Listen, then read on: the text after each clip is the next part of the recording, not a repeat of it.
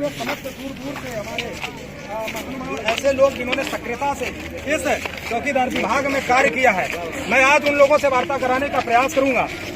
आखिर वो कौन लोग हैं जो कि सामने खड़े हैं, मैं इन्हीं से आपको परिचय कराऊंगा और आपको दिखाने का प्रयास करूंगा कि आखिर ये अपनी मुख्य मांगों को लेकर और इस धरने के बारे में, जैसे कि मैं आपने देखा होगा कि मैं हर बार वीडियो से कैमरा मैं आगे बोलूंगा, थोड़ा लेकर आए, आपने देखा होगा कि मैं वीडियो में कई बार हर चीज का पर्दाफाश करता हूं। तो आज यहाँ पर मैं कुछ धरने को लेकर के भी पर्दाफाश करने का प्रयास कर रहा हूँ। अगर कोई त्रुटि हो तो माफी चाहते हैं। तो शुभ नाम बताइए आप अशोक जी। अरे अशोक जी तो नाम ही है आपका, मैं तो आपको भूल ही गया। देखिए भैया, ये हमारे अशोक जी हैं, सिद्धार्थनगर से, सूरज रावत जी हैं सीतापुर से। तो अशोक जी क्या कहना चाहते हैं, आज आप आए हैं उत्तर प्रदेश से? आज काफी दिनों से 2019 6 मार्च को विधानसभा में माननीय मुख्यमंत्री जी हम लोगों को 1000 रुपये बढ़ा के सम्मानित किए। उसके बाद कहे थे कि आगे चल के आप लोगों को कुछ वेतन हम बढ़ा दें। 2019 से आज तक 2023 हो गया, 2024 लगने वाला है, अभी तक कुछ नहीं हुआ। कितना दफा हम लोग ज्ञापन दिए, कितना दफा प्रयास किए कि हम लोगों का कि कुछ वेतन बढ़ जाए, लेकिन कोई ये सरकार नहीं सुनवाई की है। ये सरकार अगर नहीं सुनवाई कर रही है, आज 20/12/2023 को हम लोग इको गार्डन में है, 20/21/12/2023 को हम लोग रोड जाम करेंगे, चाहे जो भी करना हो कर, चाहे हम लोगों को लाठी भी खाना पड़े और चाहे डंडा भी खाना पड़े। क्या चौकीदार भाइयों ये बताइए। बात नहीं हमको समझ में आई जी। आप इतना बड़ा ठाने बैठे हैं जी, जी। अबे मान लो, देखो आपको तो पता है, लोग बदनाम कर दिए हैं कि बाबा जी का बुलडोजर चलता हो, कहीं आपके घर में बुलडोजर चला तो बुलडोजर चल जाएगा तो उससे अच्छा हमारी झोपड़ी का घर है, बुलडोजर चला तो उसमें बुलडोजर चलवाए और चाहे हम लोगों को बच्चों को उसी में ढबा के मार डाले। कई जगहों में भी ये भी सुना हूँ कि बच्चों को, ग्राम प्रहरियों को ही उनको बर्खास्त कर दिया जाता है। क्यों किया जाता है कि चौकीदार हमारा जो थाने पे जाता है, एसओ साहब को सूचना जाना देता है, एसओ साहब क्या कहते हैं प्रधान को बुलवा के कि अरे चौकीदार ही बताया है। इस पे भी मारे गए हैं कितने चौकीदार, इस पे बर्खास्त किए गए हैं। तो मैं माननीय मुख्यमंत्री जी से हाथ जोड़ के निवेदन कर रहे हैं, अगर हमारी बात 24 घंटे के अंदर, यानी आज दिन है, कल 10 बजे तक अगर हमारी बात नहीं मानी जाएगी तो कल दिन के 10 बजे के बाद हम लोग रोड जाम करेंगे, चाहे हमारे ऊपर बुलडोजर चले, चाहे मेरी फांसी हो जाए, चाहे हमको जहर खा गया तो जहर ला के दे दें। उन्हीं के परिवार के बारे में सोचो। परिवार तो वैसे भी भुखमरी के तादाद में हम लोग 2500 में, बताइए 2500 में हम लोग परिवार जिया ला पाएंगे। 3 बच्चे हमारे हैं, एक पूर्णिया माँ है, हमारी बीबी है। हम लोग माँ की दवा करवाएं कि बच्चों को पढ़ाएं कि अपनी साग सब्जी लेकर जाएं। 2500 में कैसे हमारा चलेगा। तो आपने इतना बड़ा ठाना, इतना बड़ा धरना करवा रहे हैं, तो क्या उम्मीद लगती है धरने को लेकर? अगर सरकार नहीं मान रही हमारी बात तो हम लोग उसी रोड पे जाकर सो जाएंगे, ला के कुछ चलवा दे, बुलडोजर चलवा दे सभी लोगों के ऊपर। इस धरने का आयोजक कौन है, आप हैं या कोई और? हम हैं, देवता दीन यादव हैं और माननीय हमारे जगनारायण यादव हैं। तो धरना जब सुबह से जैसे हो रहा है जी, तो इस धरना किस तरीके से हो रहा है, कैसा हो रहा है, क्या माहौल रहा है, उसके बारे में बताएं। कोई आदेश नहीं आया है सरकार की तरफ से। हम लोग बैठे हुए हैं, इंतजार कर रहे हैं, कोई नहीं आएगा। अगर नहीं आ रहे हैं तो कल केवल एक ही उद्देश्य है हमारा, या तो हम लोगों को पेट भरने के लिए वेतन बढ़ा दे सरकार, राजस्व श्रेणी का दर्जा न दे, न्यूनतम वेतन लागू कर दे, लेकिन हम लोगों को बाल बच्चे के लिए दे दे। नहीं दे रही है सरकार तो बुलडोजर चलवा दे हम लोगों को रोड पे। भाई एक बात बताओ, मैं आपसे ये पूछना चाह रहा हूँ, देखो अगर आप इको गार्डन में हैं, ये पुरानी जेल यहाँ हुआ करती थी, तो आपको जेल में ही तो धान रखा है इन्होंने, है ना, आपको यहाँ पे बैठा दिया है। कल हमारा रोड शो के लिए मैं परमिशन पे आया हूँ। रोड शो तो आप तब कर पाएंगे जब चौकीदारों को आज रात में निकालोगे जी।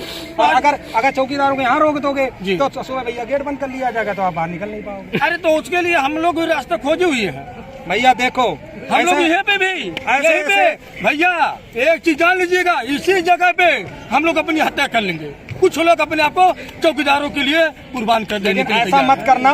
सरकार अगर वीडियो देखे, अन्य कोई भी नेता देखे, भैया इनकी पीड़ा आप थोड़ा सा समझने का प्रयास करिए कि लोग देखिए किस तरह से मजबूर होते हैं। अगर यहाँ कोई घटना घटित हो गई तो आप सोचिए कि पूरी सरकार गिर जाएगी।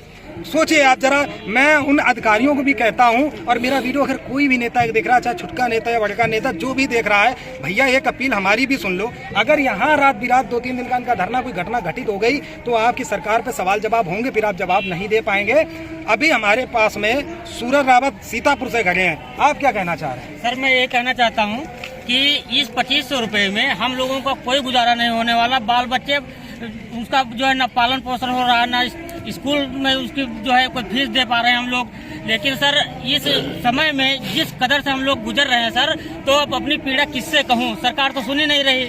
आप ही लोग एक हमारे जो है चौथा स्तंभ है, जो सरकार तक हम लोगों की सर बात उठाते हैं। तो आपके माध्यम से मैं माननीय मुख्यमंत्री जी को और जो भी हमारे उप मुख्यमंत्री जी हैं, जो भी हैं, उन तक मैं अपनी बात पहुंचाना सर चाहता हूं कि मेरी हम ग्राम प्रहरियों के 70,000 ग्राम प्रहरियों की पीड़ा देखते हुए हम लोगों के बारे में कुछ सोचें। हम लोगों को वो दिन दूर नहीं जब हम लोगों को आत्महत्या करना पड़ेगा, हमारे बाल बच्चों को आत्महत्या करना पड़ेगा। सर आप सीतापुर से आए हैं? जी सर। किस से आए हैं? अरे सर भाड़ा किराए से आए हैं, कभी पैदल चले हैं, पैसा नहीं था तो किसी से कुछ उधार भी दे दिया तो उससे लेकर आए हैं सर। तो पता नहीं कैसे उधारी लेकर भी आते हैं हम लोग। वेतन आने से पहले सर हम लोग कर्जा 2500 रुपए सर मिलता है, लेकिन हम लोग कर्जा ले लेते उससे ज्यादा तो खर्चा हो जाता है सर। लेकिन कई बार आपके लोगों के द्वारा मुझे सुनने को मिला, हो सकता है यहाँ कोई भाई अगर खड़े हों आपके, सुनने में ये आया था कि सूरज रावत और अशोक कुमार अगर किसी के पास पैसा नहीं होता तो अपने पैसे से लाती। क्या बात सही है? हाँ बिल्कुल सही बात है सर। हम लोग आपस में चंदा लगा लेते हैं अपने यहाँ, ठीक है। अगर किसी के पास पैसा नहीं उसको पैसा देते हैं, उसको लाते हैं। किस लिए? कि हम गरीब चौकीदारों का भला हो जाए किसी तरीके से, अपने बाल बच्चों का पेट काट के हम लोग जो है लाने का काम करते हैं सर। देखिए चुनाव तो बहुत करीब है, ये तो आपको पता चल गया है। आपके पास जो भी समय है दिसंबर का ही है, जनवरी में राम मंदिर का मुद्दा स्टार्ट हो जाएगा। उस समय ना कोई धरना होगा ना कोई सुनाई होगी, इस बात को मान लीजिए। जनवरी फरवरी मार्च में चुनाव चालू हो जाएगा, इसलिए यही दिसंबर भर है। क्या लगता है आपको, जिस हिसाब से आपने माहौल बनाया है, तो आप अपना हक अधिकार यहाँ से लेके जाएंगे या फिर हर बार की तरह उठ के चले जाएंगे? नहीं सर, इस बार तो हम लोग प्लान बना के आए हैं कि अपना हक अधिकार लेकर ही जाएंगे, कुछ भी हो। रात में आप लोग कहाँ जाओगे? सर कहीं जाएंगे, रोड पे फुटपाथ पे वैसे पड़े रहते हैं तो हम लोगों को उठता कौन है? रोड पे भी रात में आके पुलिस कहेगी है भाई साहब यहाँ क्यों लेते, तब क्या आप बोलेंगे? तो सर क्या वो मारेंगे पीटेंगे फिर क्या करेंगे? इस बात को लेकर गरीब आदमी हम लोग क्या करते हैं सर? इस बात को लेकर के मैं एक चीज कह दे रहा हूँ, ये हमारे सभी ओरिजिनल चौकीदार हैं और मैं एक मीडिया कर्मी हूँ, एक पत्रकार हूँ, बहुत छोटा अपने आप को बोलता हूँ, हमेशा मैं छोटा हूँ और इन भाइयों के बीच में हमेशा छोटे बन के अपनापन समझ करके मैं रहता हूँ। मेरा कोई भाई कह दे कि मैं कभी भी एटीट्यूड या घमंड में रहा हूँ, मैं अपने हर भाई के साथ जिस सम्मान से मुझे वो बोलता उस सम्मान के साथ मैं खड़ा होता हूँ। तो आज अगर इनके सम्मान पे कोई क्षति पहुँचती है तो ये हमारा चैनल भी इनके सम्मान के लिए खड़ा रहेगा हमेशा। और जैसा कि बंधु ने कहा कि रात के समय में अगर हमें मारेगी तो मैं मार खाऊंगा, तो ये चैनल आपको वचन देता है कि अगर रात में किसी भाई ने अगर मुझे फ़ोन कर दिया, किसी भी तरह से पुलिस प्रशासन ने परेशान किया, तो शायद ये चैनल अच्छा नहीं करेगा, फिर बुलडोजर चलेगा या जो चलना है योगी जी आप चला दीजिए, लेकिन इनके सम्मान के साथ खिलवाड़ ना किया जाए। अगर इनके पास पैसा नहीं है तो फुटपाथ पर सोएंगे, अन्यथा इनके लिए व्यवस्था सोने की करा दी जाए, ये मेरा अपील है। नहीं करते हैं उसके बाद अगर कोई घटना इनके साथ घटित होती है तो आप यकीन मानिए रात के 2 बजे हों या 3 बजे हों, अगर किसी ने पीड़ा भरी आवाज में मुझसे फोन किया तो मैं रात में चलकर आऊंगा और फिर या तो मैं रहूंगा या वो अधिकारी रहेगा, ये मेरा आपसे वादा है। जिंदाबाद। जो रात वाली बात आप कह रहे हैं बहुत अति सुंदर है। अगर हम लोग रोड पे अगर इको गार्डन से हम लोगों को निकाल दिया जाए तो हम लोग रोड ही पे सोएंगे। तो अगर कोई घटना घटती है इसकी सरकार जिम्मेदार है, न कि कोई दूसरा जिम्मेदार है, सरकार ही जिम्मेदार है। मैं आपसे एक निवेदन करूंगा कि हम लोग ग्राम प्रहरी का किसी भी व्यक्ति का फोन जाए तो आप फोन रिसीव करने का कष्ट करेंगे, यही आपसे एक वादा है। 3 बजे तक 100% कॉल उठेगी, 3 बजे के बाद अगर आंख लग जाएगी तो 2-4 बार कर लेना, उठेगी जरूर। मैं भी आपसे वादा कर रहा हूँ। चलिए ठीक है सर। आप ये समझ लीजिए, आपने धरने का जैसे नाम बताया, मैं सुबह से हमारे पास जो ग्राम प्रहरी पहुंचे तो उन्होंने देखा था कि मैं सुबह से फोन ही उठा रहा था लोगों के, मैं इसलिए लेट हो गया आने में। और दूसरी बात, जो हमारे ग्राम प्रहरी मृतक आश्रित पे पड़े हैं अभी तक ये सरकार उस पर भी ध्यान नहीं दे रही है। काफ़ी मृतक आश्रित पे पड़े हुए हैं हर जनपद में, उस पर भी सरकार नहीं ध्यान दे रही है, उस पर भी सरकार ध्यान दे। अच्छा ये बताइए, जो वॉइस ऑफ किंग चैनल 100%। कब से देख रहे हैं? बहुत काफी दिन। क्या ये चैनल दलाली करता है? नहीं आज तक किसी से रुपया लिया है? जी नहीं सर। हो सकता है कि कुछ अधिकारियों को ऐसा लगे कि ये वॉइस ये आपके चैनल चिपका पड़ा है। सर ये चैनल चौकीदारों के लिए मदद बहुत किया। ये चौकीदारों के लिए मदद बहुत किया है कि अगर किसी को घट भी जाता है 10, 20, 50, 100 तो चौकीदारों के अपने जेब से माननीय अनु त्रिपाठी जी देते हैं।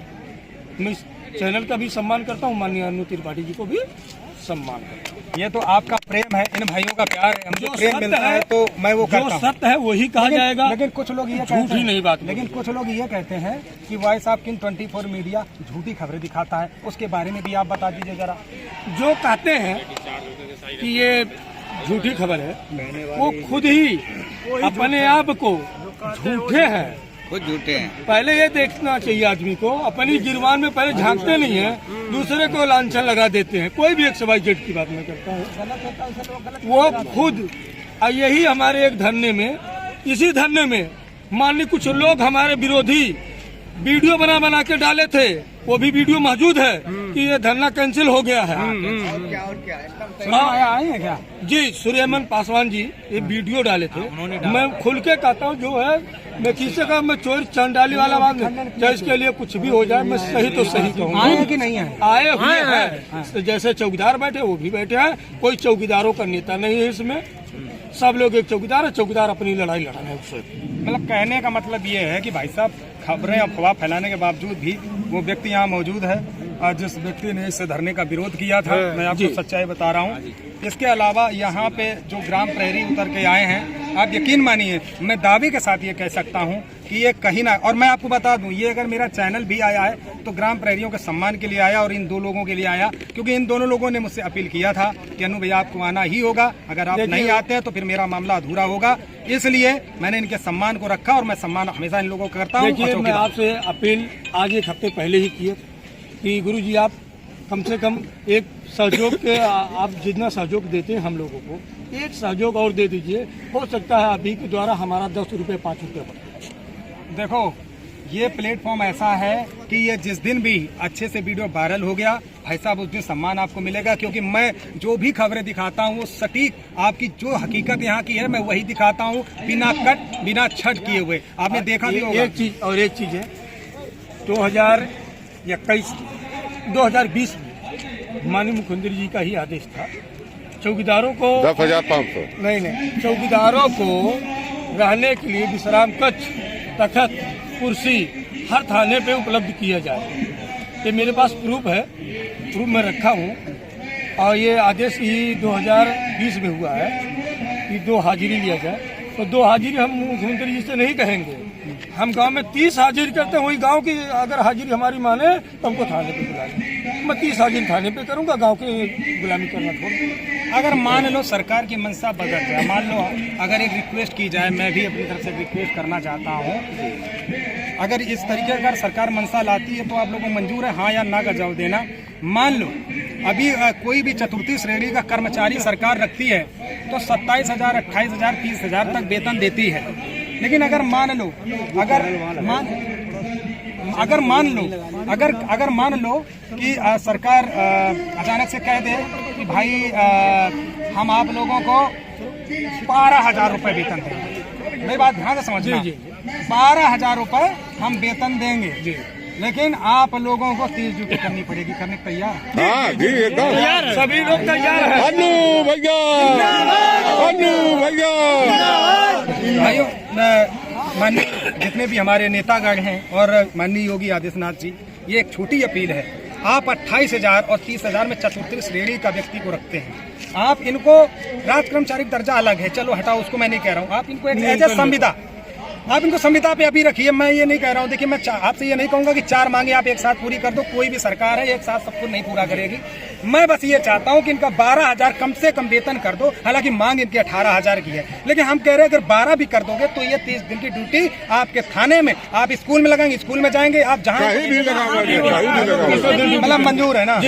आप सोचिए इनको एज एक संविदा भी अगर आप लगा लेंगे तो इनका भरण पोषण हो जाएगा। 12,000 करने के बाद ये ना हो कि नाली साफ कराई जाए, ये सब अगर 12,000 रुपए अगर वेतन, पहले सुनो, सरकार वेतन बढ़ाती है। एक बात और सुन लीजिए, मैं आप लोगों के सामने बोल रहा हूँ, 12,000 रुपए अगर बढ़ाती है, अगर आपको का खा घाग इस समूह में अगर रखा जाएगा तो आपको लगभग हर काम करना होगा। ये बात सुन लीजिए, क्योंकि फिर उसमें आप ये नहीं कह पाएंगे कि मैं ये कर नहीं सकता। इसमें भी सरकार रखना चाहे आपको एक चीज है सर, अगर नाली सफा रही है सरकार हम लोगों से तो हम लोग सफाई कर्मी का वेतन लेंगे, सीधी बात।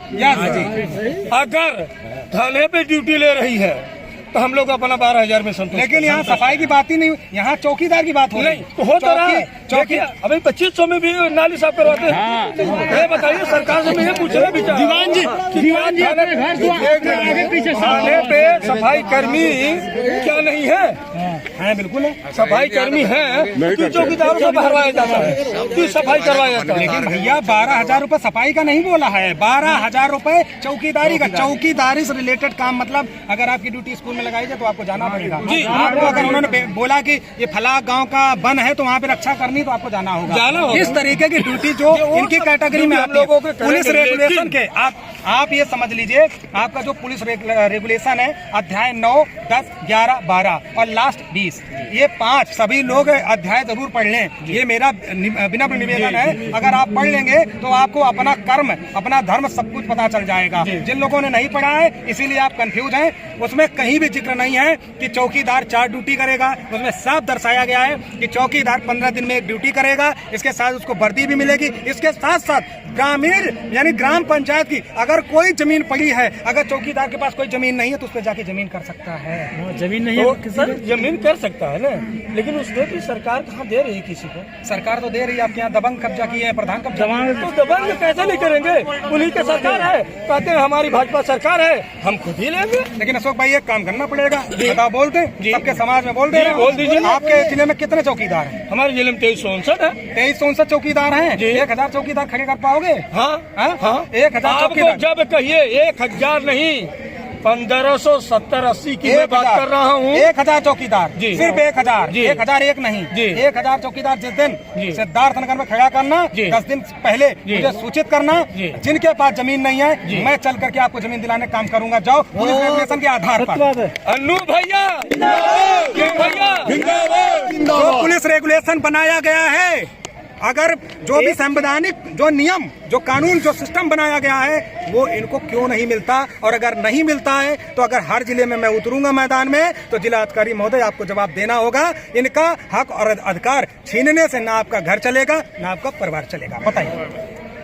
देखिए, इस चीज के लिए हमारे जो ग्राम प्रहरी है बहुत ही दुखी है। देखिए, लड़की की शादी अगर किसी ग्राम प्रहरी को करना पड़ता है सर, तो वो या तो खेत मंडी जो बचा हुआ है उसको रेहन धर के या बेच के कैसे भी लड़की की शादी करता है। तो माननीय मुख्यमंत्री जी इस पे भी अमल नहीं किए कि एक ग्राम प्रहरी है, अगर ग्राम प्रहरी है तो उसको बाल बच्चे के लिए तो कम, लड़कियों के लिए तो कुछ मदद करें। उसके लिए भी हम लोग दौड़ते भागते हैं, तो उस पर भी ऑनलाइन भी करवा देते हैं, उसको 1 रुपया नहीं मिलता है, मिल नहीं पाता है। देखिए, मिल नहीं पाता, उसमें ये ध्यान देते हुए मुख्यमंत्री जी चले। अब दूसरी बात, हम मुख्यमंत्री जी से ये अपील और करें, तेज बोलो थोड़ा, चौकीदारों के लिए, तेज बोलो जरा, चौकीदारों के लिए अगर कुछ कर पा रहे हैं तो न्यूनतम वेतन या तो राजस्व सोसाइटी का दर्जा कर दे, बाकी और न करें, हम लोगों को बाल बच्चे के लिए वही कर दे। बहुत बढ़िया अशोक जी ने बात कही है और समाज में इतने लोग खड़े हैं, सभी ने अपनी अपनी बात रखी, इसके लिए हम तहे दिल से सबका धन्यवाद करते हैं। नमस्कार, जय हिंद।